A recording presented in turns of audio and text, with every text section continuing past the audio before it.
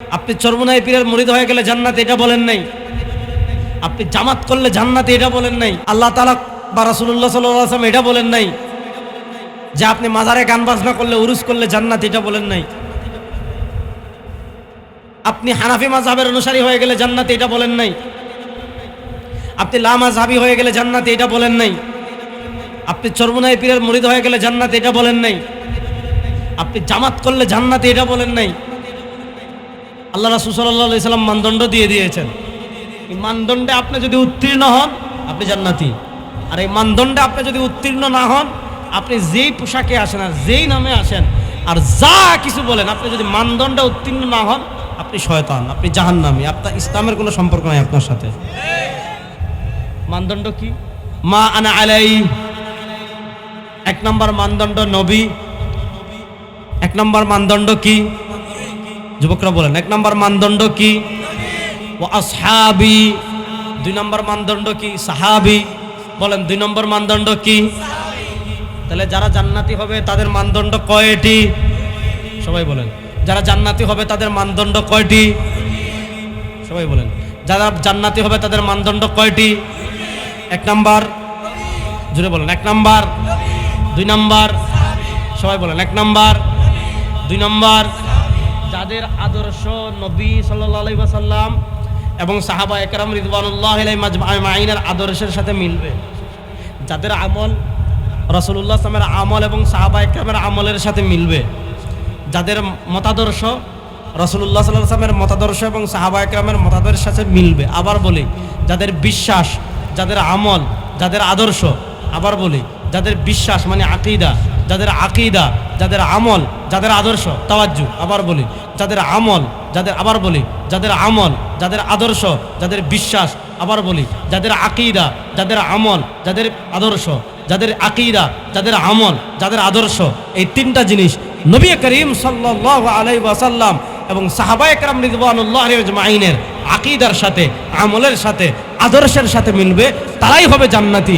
যাদের আকীদা, যাদের আমল, যাদের আদর্শ, যাদের আকীদা, যাদের আমল, যাদের আদর্শ, যাদের আকীদা, যাদের আমল, যাদের আদর্শ নবী এবং সাহাবায়ে কেরামের আকীদার সাথে, আমলের সাথে, আদর্শের সাথে মিলবে না, কসম আল্লাহ, কসম আল্লাহ, কসম আল্লাহ, তারা কখনো জান্নাতি দল হতে পারবে না, শতভাগ তারা জাহান্নামী দল।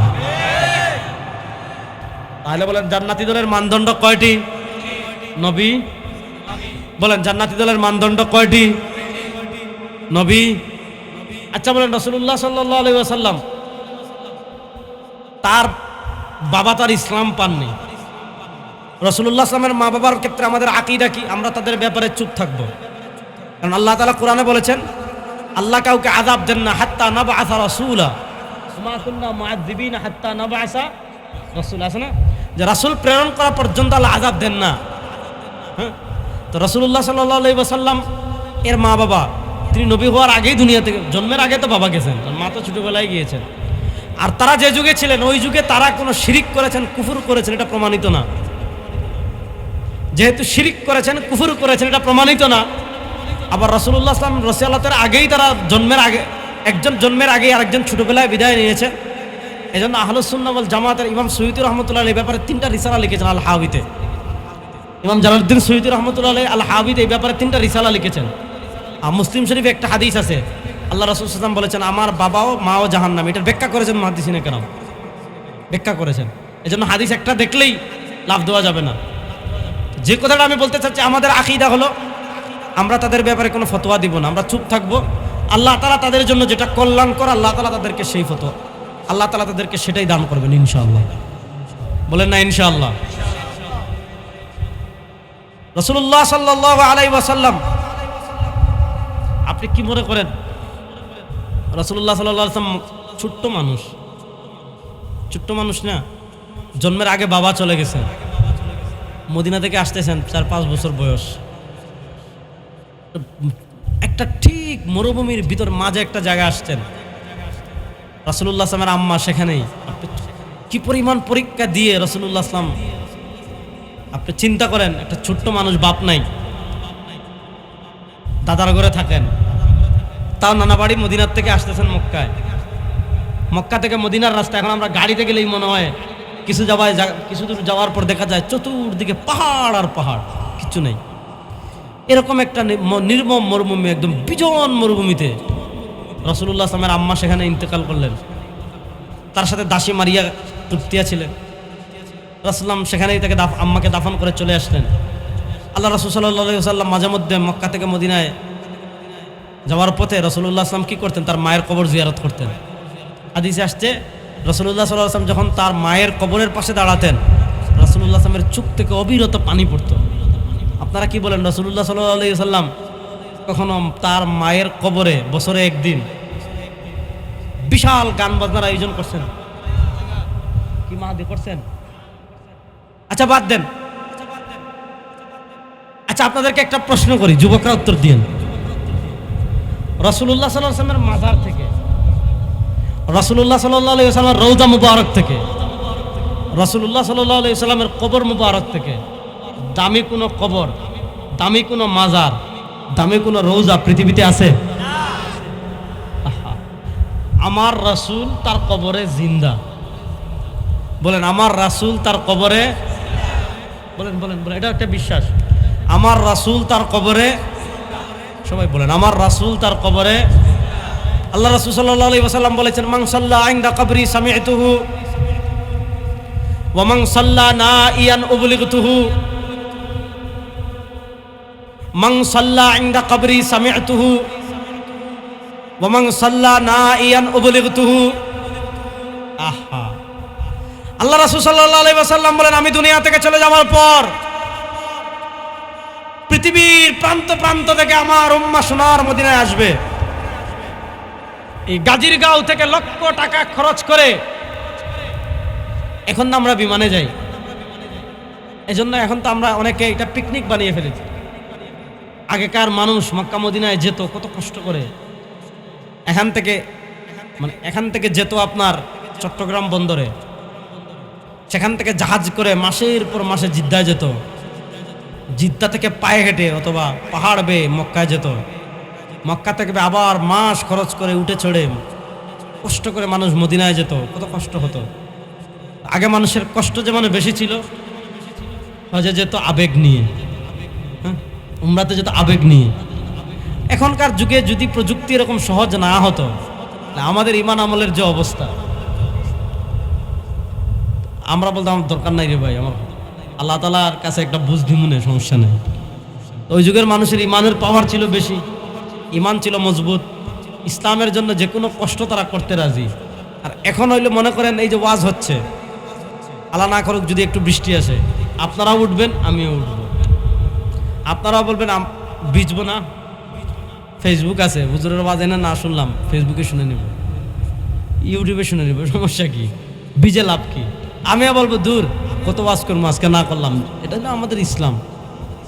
যেটা বললাম রাসূলুল্লাহ সাল্লাল্লাহু আলাইহি ওয়াসাল্লাম বলেছেন, আপনি যখন এই কাজিরগাঁও না, গাজীরগাঁও, আপনি যখন এই মাধবদীর নদীর পাড়, কাজিরগাঁও পাশে নদী না, এখান থেকে আপনি যখন সোনার মদিনায় যাবেন, সোনার মদিনায় যখন রাসূল করিম সাল্লাল্লাহু আলাইহি ওয়াসাল্লামের রওজা আকদাসের পাশে দাঁড়িয়ে বলবেন, আসসালাতু ওয়াসসালামু আলাইকা ইয়া রাসূলুল্লাহ, আসসালাতু ওয়াসসালামু আলাইকা ইয়া হাবিবাল্লাহ, আসসালাতু ওয়াসসালামু আলাইকা ইয়া শাফিআল মুযনিবিন, আসসালাতু ওয়াসসালামু আলাইকা ইয়া রাহমাতাল লিল আলামিন। আল্লাহ রাসূল সাল্লাল্লাহু আলাইহি ওয়াসাল্লাম বলেন, মান সাল্লা ইনদা কবরি সামি'তুহু ওয়া মান সাল্লা নাইয়ান উবলিগতুহু।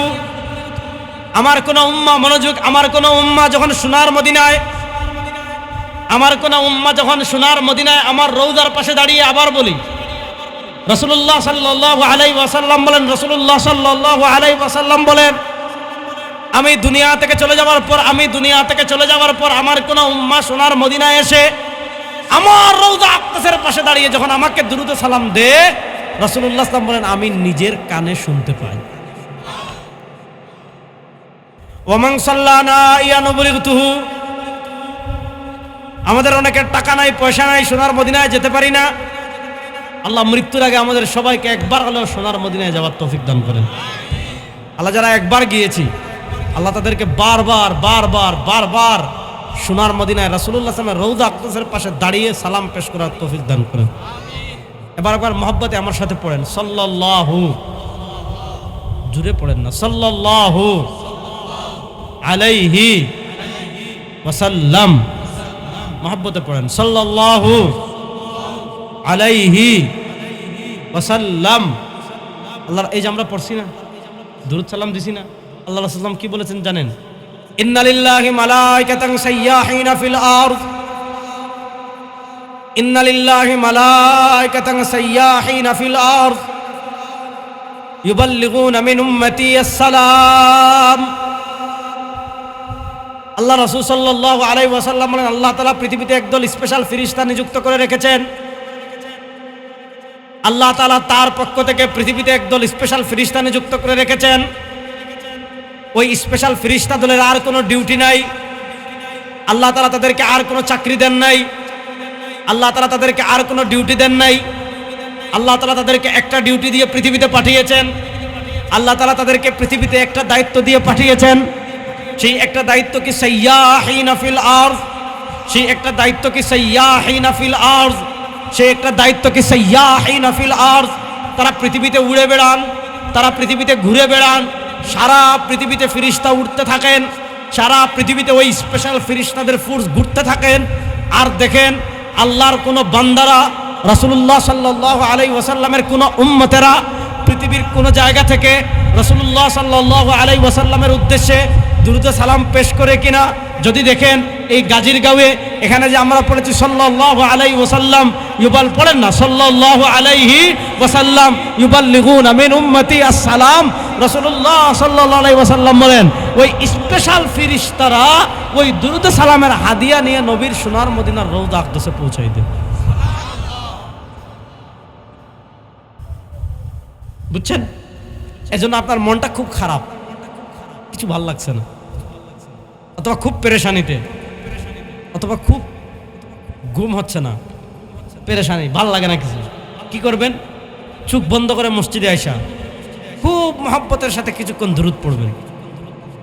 কারণ দুরূদ পড়লে রহমত নাজিল হয়, এতে কোনো সন্দেহ আছে? আমরা সবাই জানি যে মান সাল্লা ওয়াহিদা সাল্লাল্লাহু আলাইহি ওয়াসাল্লাম, আপনি একটা দুরূদ পড়লে আল্লাহ তাআলা আপনার উপর কমচে কম, সর্বনিম্ন, সর্বোচ্চটা তো জানি না, সর্বনিম্ন আল্লাহ তাআলা আপনার উপর 10টা রহমত নাজিল করবেন। এজন্য আপনি কোনো গুনাহ ছাড়তে পারতেছেন না, দুরূদ শরীফের আমল নিয়মিত করা শুরু করেন। কারণ দুরূদ পড়বেন, রহমত নাজিল হবে। আর রহমত যার সাথে থাকবে, শয়তান তার থেকে দূরে থাকবে না, কাছে আসবে। আর আমরা তো এখন দুরূদ শরীফে মানাই ফেলছি এটা খাওয়ার একটা আমল। এখানে সিন্নি আছে, জিলাপি আছে, বিরিয়ানি আছে, ওখানে গিয়ে শেষে কিছুক্ষণ দুরূদ পড়ি। দুরূদ সবসময় আমল। ঘুমানোর আগে কয়েকবার দুরূদ পড়ে ঘুমান। রাসূলুল্লাহ সাল্লাল্লাহু আলাইহি ওয়াসাল্লাম কি বলেছেন? আচ্ছা, একটা উদাহরণ দিই, আপনারা বুঝেন। আমাদের বাংলাদেশের বর্তমান প্রধানমন্ত্রী, মাননীয় প্রধানমন্ত্রী জনাব তারেক রহমান, তার আশেপাশে যারা থাকে, তার পিএস অথবা তার এসএসএফ এর সদস্য অথবা প্রধানমন্ত্রীর খুব কাছের মন্ত্রী, প্রধানমন্ত্রীর বন্ধু, এরকম কেউ যদি আপনার এলাকায় থাকে, তার কোনো ক্ষতি করার, তার জায়গা দখল করার, তার মারে জুলুম করার, তার বাড়িতে আগুন লাগানো, তাকে কষ্ট দেওয়ার সাহস কেউ করবে? ওরে বাবা রে বাবা, কেন করবে না? যে এই তো প্রধানমন্ত্রী। আপনি দুনিয়ার উদাহরণটা বুঝেন। দুনিয়াতে আপনি প্রধানমন্ত্রীর আশেপাশে কেউ যদি থাকে, তাকে আপনি এত পাওয়ারফুল মনে করেন, তার কোনো ক্ষতি হবে না। কিয়ামতের মাঠে সবচেয়ে পাওয়ারফুল ব্যক্তি হবেন আমাদের নবী। না, সুবহানাল্লাহটা বড় আস্তে বললেন। শুধু পাওয়ারফুল হবেন না, আল্লাহ রাসূল সাল্লাল্লাহু আলাইহি ওয়াসাল্লাম কি বলেছেন? আনা সাইয়্যিদু ওয়ালাদি আদম লা ফখর, আনা সাইয়্যিদু ওয়ালাদি আদম লা ফখর। আল্লাহ রাসূল সাল্লাল্লাহু আলাইহি ওয়াসাল্লাম বলেন, কিয়ামতের মাঠে সব মানুষ, পৃথিবীর সৃষ্টির শুরু দিন থেকে কিয়ামতের দিন পর্যন্ত পৃথিবীতে যত মানুষ জন্মগ্রহণ করেছে, সব মানুষ হাসরের মাঠে উঠবে। আর ওই দিন সব মানুষের নেতৃত্ব দিবেন সব মানুষের নেতা হবেন আমাদের নবী, আর পিছনে থাকবেন অন্যান্য সকল নবীগণ। আচ্ছা, ওই দিন যারা রাসূলুল্লাহ সাল্লাল্লাহু আলাইহি ওয়াসাল্লামের আশেপাশে থাকবে, বলেন আল্লাহর রহমত তাদের উপর থাকবে কি থাকবে না? কিয়ামতের মাঠে রাসূলুল্লাহ সাল্লাল্লাহু আলাইহি ওয়াসাল্লামের আশেপাশে আমরা থাকতে চাই কি চাই না? দেখি কারা কারা থাকতে চাই, একটু হাত তুলে দাও। কিয়ামতের মাঠে রাসূলুল্লাহ সাল্লাল্লাহু আলাইহি ওয়াসাল্লামের আশেপাশে আমরা থাকতে চাই কি চাই না? সবাই চাই তো? আপনিও চান? মাশাআল্লাহ। আমরা থাকতে চাই কি চাই না? এখন রাসূলুল্লাহ সাল্লাল্লাহু আলাইহি ওয়াসাল্লামের আশেপাশে থাকতে হলে কি করতে হবে? ফজরের সময় ব্রাজিল আর্জেন্টিনা নিয়ে মিছিল বের করতে হবে। রাসূলুল্লাহ সাল্লাল্লাহু আলাইহি ওয়াসাল্লাম বলেন, ইন্না আওলান নাসি বি ইয়াউমাল কিয়ামাহ, ইন্না আওলান নাসি বি ইয়াউমাল কিয়ামাহ আকসারুহুম আলাইয়া সালাত। সুবহানাল্লাহ বলেন। রাসূলুল্লাহ সাল্লাল্লাহু আলাইহি ওয়াসাল্লাম বলেন, ইন্না আওলান নাসি বি ইয়াউমাল কিয়ামাহ, কিয়ামতের মাঠে আমার সবচেয়ে বেশি নিকটবর্তী হবে। মনোযোগ, কিয়ামতের মাঠে আমার ওই উম্মাহ আমার সবচেয়ে বেশি নিকটবর্তী হবে। কোন উম্মাহ? আল্লাহ রাসূল সাল্লাল্লাহু আলাইহি ওয়াসাল্লাম বলেন, আকসারুহুম আলাইয়া সালাত। আল্লাহ রাসূল সাল্লাল্লাহু আলাইহি ওয়াসাল্লাম বলেন, আকসারুহুম আলাইয়া সালাত। আমার যে উম্মাহ দুনিয়াতে আমার উপর বেশি করে দুরূদ ও সালাম পেশ করবে, কিয়ামতের মাঠে আমার ওই উম্মাহ আমার ততটা নিকটবর্তী হবে।